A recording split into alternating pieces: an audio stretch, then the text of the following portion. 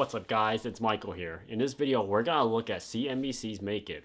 Financial experts on the top 5 tips that how you can supercharge your finances for the year of 2022. So let's get into it. Before I continue this video, please click the like button down below and the subscribe button so YouTube will also notify you when I upload a new video. So first, I'll be honest, managing money, there's nothing really much to it. It's more like consistency. There are new things that pop up. For example, whatever every presidency that comes in that makes like a new deal or makes a new law, then maybe there is some change in that, but it's a pretty generalized topic. It's literally hammering in the same thing. And the only way to make it work is if I keep making videos and you guys keep watching it, clicking the like button down below and subscribing to me so I can hammer it to your head that saving and investing is the key for your financial freedom. So first, we go down the first thing that these money experts should do. As I need to mention, as usual, always look for your own financial advisor. I'm just a guy on YouTube spewing out stuff about financial topics that you guys need to do your own research and find your own financial advisor on before making your own decision. So look at the first one that they mentioned. Start by analyzing your previous year's budget. And my take on that is that's actually correct. Because first of all, a lot of people need something to compare when they are making a judgment call. For example, when you say a drink is good, or you say this game is really good, or you say the story is really good, how do you know it's really good if you do not have something to compare it to? If you have something to compare it to, it gives you a generalized idea. Basically, looking for is signals. Signals that tell you that what this is good and what this is bad. That's affecting your senses and affecting your emotion. So that's why when they say analyze a previous year budget, that's actually, they're correct. And it's one thing I actually need to practice more myself actually. Because if you analyze your budget in a previous year, you know what you did wrong. It's, for example, if you take a test in school and you get an F, then you know what you did wrong. For example, you didn't study enough. Maybe you didn't put enough time and effort into it. Maybe you keep falling asleep in class. So that is a sign. It basically gives you the ability to see what your failures are and make corrections and changes. Remember, failure is always the mother of success. Going down to number 2. This one, a lot of people try it. I tried it myself. And let's say majority of us fail it. But some people do succeed. And sometimes it doesn't work for people. So number 2 is write down your specific financial goals. So this one can work in both ways. You can write down a financial goal saying like, I want to buy a house next year. I want to buy a Lamborghini next year. I want to buy a Pagani next year. That is not, let's be honest, if you are not making like over 6 figures, maybe 7 figures, that's not realistic.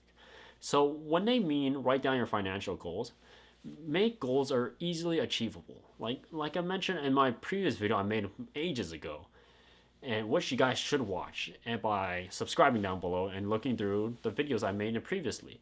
So what I mean by making small goals and categorizing to easy, medium, and hard.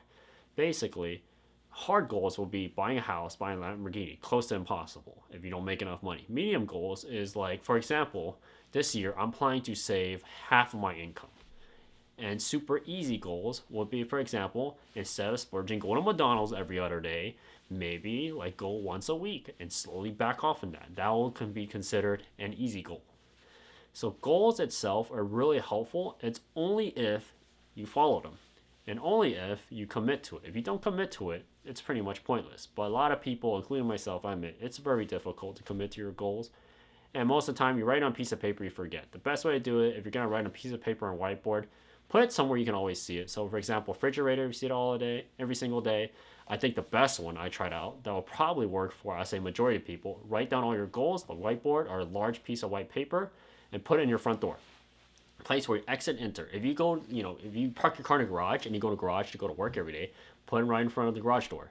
Meaning not the garage, the door connects to your house or to your garage. If that's not the case, you have a detached garage, then attach it to your front door.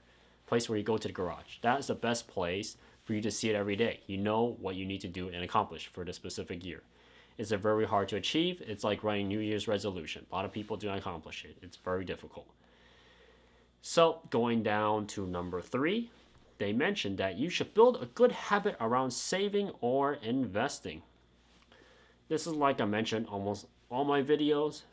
And because since I'm a financial YouTuber, you should always save and you should always invest, yada, yada, yada. But the only difference is the way you do it is the key for your success. So building a habit is the first step, meaning taking small steps, as I mentioned in the previous one. So writing out specific goals, that is actually considered a small step, an easy step you could do within less than 5 minutes.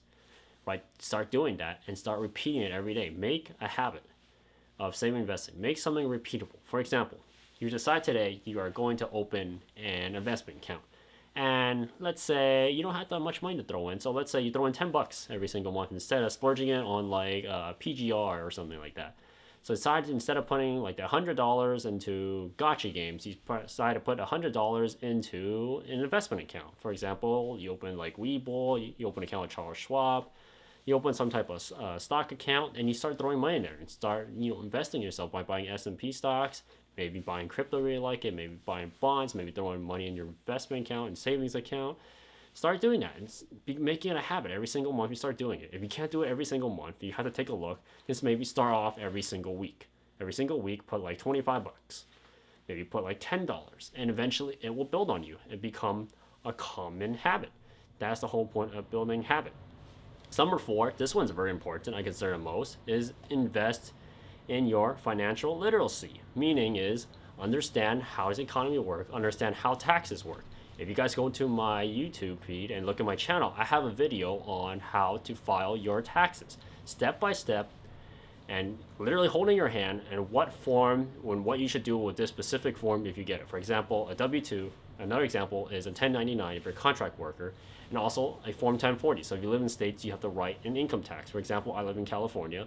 I have to file a Form 1040 every year for state income tax. If you live in Texas, great, you don't have to file, a Form 1040, but you still have to file other different types of taxes. You still have to pay out those forms because you still have sales tax if you run a business. Then you have other taxes which comes in. You're never paper free. So basically, being financially literate really helps you. For example, a lot of people know that when you drive a car, if you guys drive a car over, I believe it was 3 tons, 6,000 pounds, you can actually write it off. Yeah, a lot of people didn't know that. I bet you that. And what's interesting is you can write it off. Did you know how long you can write it off? I bet you guys, most people here watching this video do not know that. Then actually you can write it off in a span of 5 years. A lot of people think you can write that off in 1 year. It's a span of 5 years of depreciation. So based on what they say is invest in your financial literacy. As all these topics I mentioned, all the videos I made, that's literally financial literacy. A lot of other YouTubers make it. For me, I'm personally the more in-depth side and try to be more comedic, but I show you the real life examples of what you need to do. I show you the forms. I tell you guys what you need to do, what you guys need to take a look. And before you guys make this decision, always look for your financial advisor or find one. So what they mention, what they want people to do is investing in financial literacy is pretending your new favorite hobby is finance and learning about money investing. And what he says, this one, the most important one, is find your guru. For example, me. If you're watching this video, I am your guru. And honestly, I should make a Discord link down below because a lot of people don't like writing comments down on YouTube. Maybe if I make a Discord for, if I open one up, which I will link it down for this video because I finally decided to make a Discord, maybe people will come ask me questions directly. And keep in mind, I can find people to answer your questions. If I don't know the answer, I can find people who are specialized. For example, I work with a CPA. That person specializes in taxes. So if you need to write a certain tax form, you need to fill out your taxes, I can ask that specific person and make a guided tutorial and I can answer you directly. What other YouTuber does that? And if I'm not your guru, maybe you can find another financial guru. But if you're watching this video, you should be clicking the subscribe button down below and a like button. Because if you're watching this video and you really like me, I am your guru. Going down to number 5. No matter what they say, get started immediately. For example, time always moves on. And if you don't do anything now, it's still going to continue doing it. Meaning is, he said, oh yeah, I'm going to finally invest. I'll probably do it tomorrow. And that tomorrow becomes the next day, it becomes the next day, and becomes another day. For example, asking my video editor to edit my video right away. And he said, oh, don't worry, I'll submit it last minute. Next thing you know, he submits it last minute, and sometimes he doesn't finish. Sorry, Matt, if you're editing this video, have to mention it. And for example, I'm going to make a new investment account. like I'm gonna make it tomorrow, and it drags on and drags on. The problem is a lot of people sidetrack a lot because thanks to today's social media age, a lot of people sidetrack. They always find something else to do.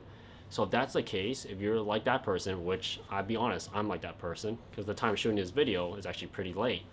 But if you sidetrack, try to change a habit and make it immediate. And what they would mention is that there is nothing so frustrating sometimes is to hear when people think that there is a right time to start. They are 100% correct in this article by CNBC, because a lot of people said this is not the right time to invest. Then I asked them, when is the right time to invest? He said, oh, when the prices go down. When will the prices go down? So if prices go down next year, would you still invest in? No, they don't.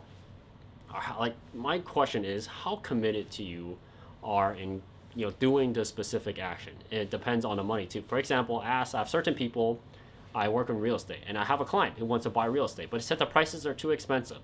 And I asked them, when is the right time? When are you ready to pull the trigger? Pull the trigger means buying the house. And they told me next year. So my question is, when they want to buy the house next year and the prices are not lower, or maybe it's lower a little bit, and they still say it's too expensive, then the best way to answer them, how long you gonna wait? Life is short, it's limited.